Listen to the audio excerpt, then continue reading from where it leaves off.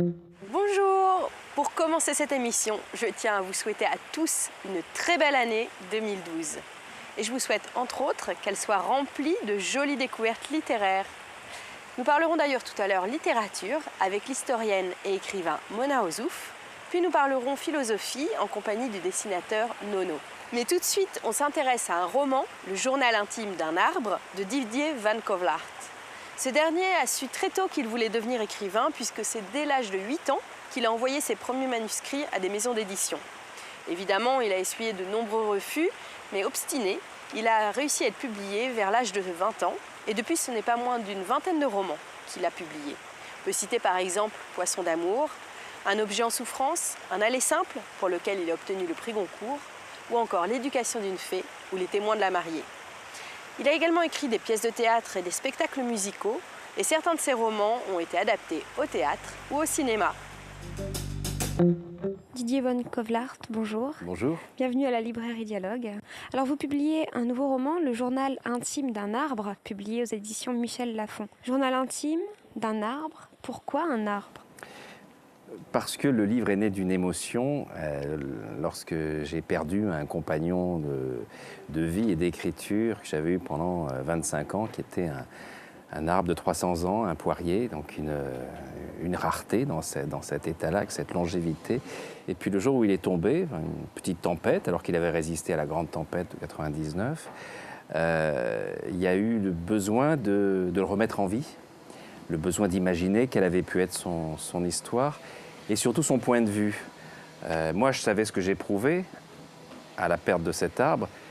Qu'est-ce que l'arbre, en admettant qu'il ait une conscience et une mémoire, qu'est-ce que l'arbre peut ressentir? Et puis, il y a son passé qu'il réclame en même temps, car il y a un secret à ses origines qu'il doit découvrir absolument.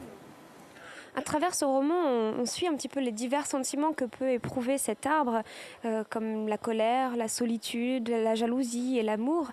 Est-ce que c'est un petit peu les sentiments humains que vous souhaitiez mettre en exergue dans ce roman ? C'est-à-dire, comme le dit l'arbre dès le début, un arbre n'a d'autres émotions que celles qu'on lui confie, d'autres sentiments que ceux qu'on lui prête. Donc, 300 ans de fréquentation des humains, tout cela, évidemment, il l'a absorbé, comme l'arbre absorbe le gaz carbonique et rejette de l'oxygène. J'ai eu des réactions très touchantes de lecteurs qui me disent « Je me suis complètement identifié à cet arbre dans sa solitude parce que moi je suis chômeur depuis tant d'années, ou d'autres disent « Moi je suis à la retraite, j'ai l'impression que je n'existe plus, que je ne sers plus à rien ».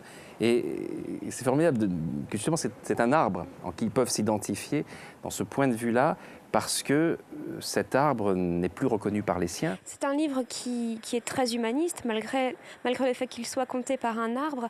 Il est très poétique, mais il est également très savant. On apprend énormément de choses sur l'écosystème et sur le fonctionnement d'un arbre en tant que tel.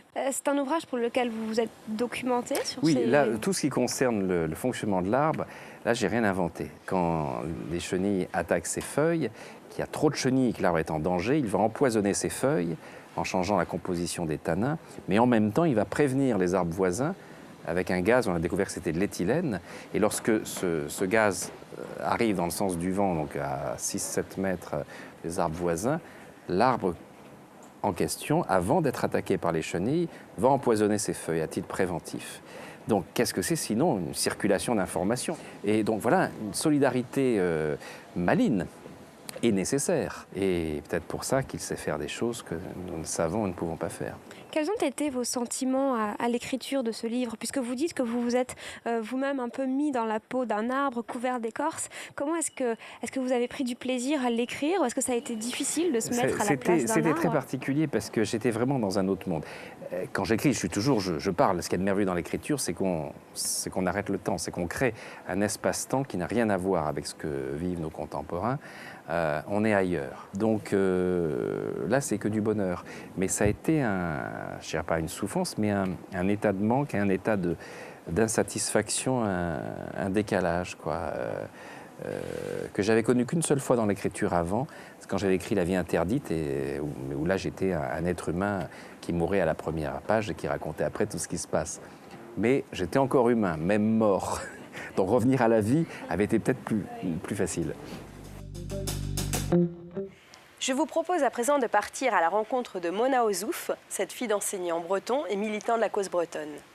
En tant qu'historienne, elle s'est spécialisée dans la Révolution française, mais elle a également écrit sur la République et ses écoles, sur l'émancipation des femmes ou encore sur les femmes de lettres. Aujourd'hui, c'est un recueil de pas moins de 40 années de critique littéraire qu'elle a pu donner au Nouvel Observateur, qu'elle nous livre dans La cause des livres. Mona Ozouf, bonjour. Bonjour. La cause des livres, c'est votre dernière publication aux éditions Gallimard. C'est 40 ans de chroniques littéraires données au Nouvel Observateur. Quelles ont été vos émotions à la relecture de ces articles et lorsque vous avez dû les sélectionner et les trier? L'émotion est moins de retrouver mes articles que de retrouver les entours. C'est-à-dire feuilleter le journal, c'est retrouver à côté de l'article qu'on a écrit, les articles des collaborateurs du journal, éventuellement les articles de copains, d'amis, de Jacques, mon mari, qui écrivait aussi au Nouvel Obs. C'est aussi retrouver des photos. Et ça, les photos, par exemple, du comité de rédaction de l'Observateur il y a 40 ans, il y a des silhouettes qui n'existent plus, qui ont disparu. C'est évidemment un peu différent. Non, c'est vrai que c'est un exercice mélancolique. Un exercice mélancolique, oui. C'est le mot que vous employez également dans la préface de ce livre. Oui. C'est du reste la raison pour laquelle j'ai hésité à faire cet ouvrage, qui est une idée de mon éditeur. Vous choisissez de titrer ce recueil de textes « La cause des livres », un nom tout de même assez militant qui laisse entendre le combat et qui n'est pas sans rappeler la cause du peuple ou également la cause des femmes que l'on retrouve dans tous ces articles. Est-ce que vos convictions sont nées de la littérature ?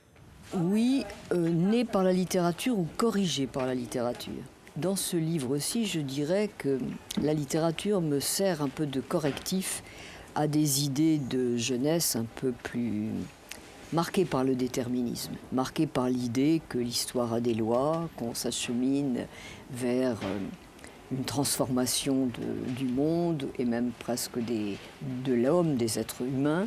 Et au fond, je crois que c'est ce qu'on lit à travers ces articles qui en réalité sont très disparates.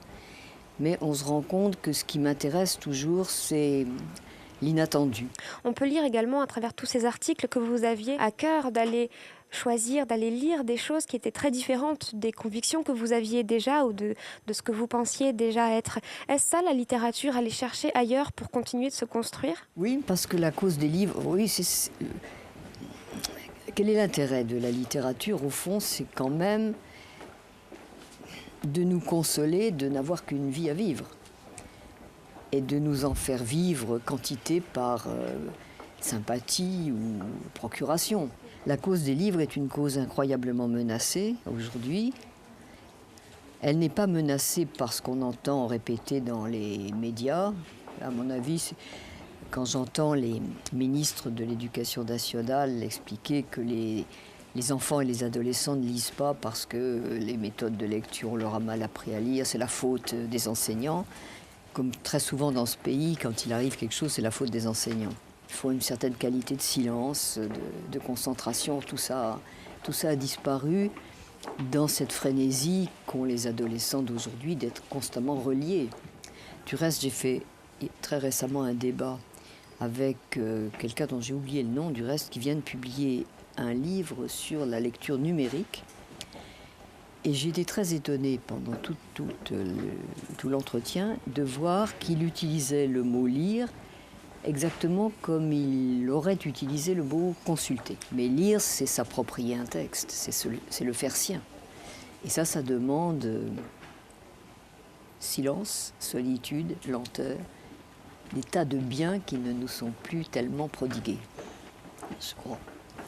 Et vous parliez du numérique tout à l'heure et d'Internet. On voit émerger sur Internet une communauté de blogueurs. Est-ce que vous pensez que c'est quelque chose qu'il faut largement prendre en considération ou bien qu'il faut différencier de la critique traditionnelle ? Je me souviens avoir consulté, mais je ne consulte pas souvent les blogs parce que je n'ai pas le temps et que je trouve qu'on s'y perd, c'est dévoreur de temps.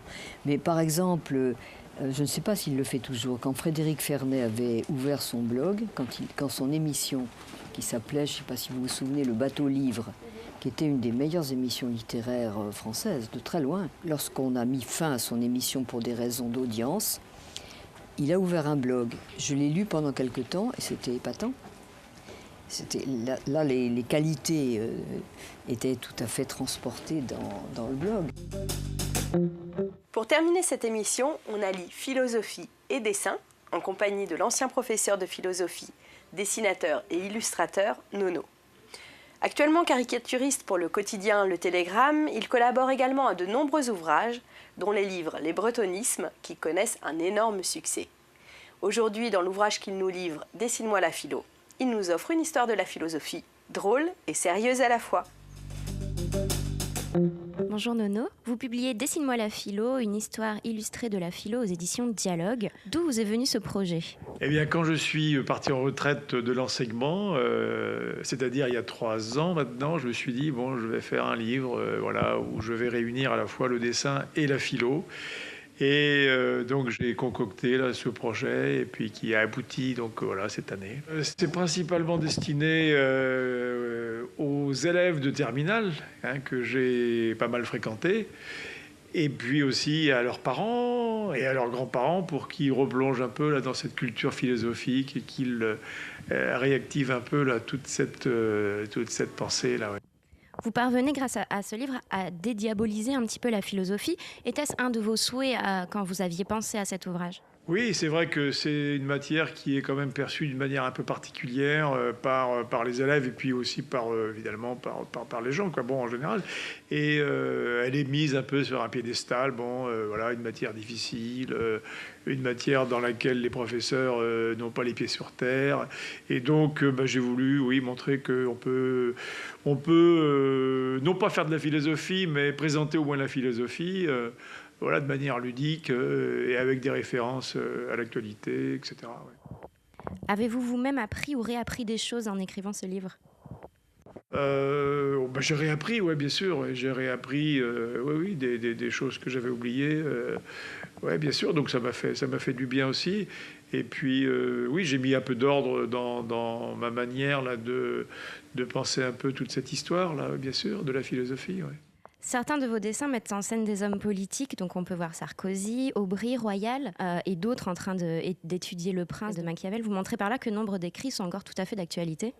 Oui, bien sûr, bien sûr que ces textes sont toujours d'actualité. Et c'est ça d'ailleurs le propre de la philosophie, c'est qu'elle a quand même un aspect universel. Elle vise l'universalité, à la différence de la littérature qui, elle, souvent nous raconte des histoires qui sont beaucoup plus particulières, même si elle peut aussi atteindre parfois l'universalité. Mais c'est vrai que la philosophie cherche cet universel et que la pensée de Machiavel, aujourd'hui, effectivement, a toujours une certaine actualité, bien sûr. Bon voilà, c'est fini. Je vous donne rendez-vous le mois prochain. Et puis d'ici là, remplissez-vous la tête de plein de couleurs littéraires. Kenavo!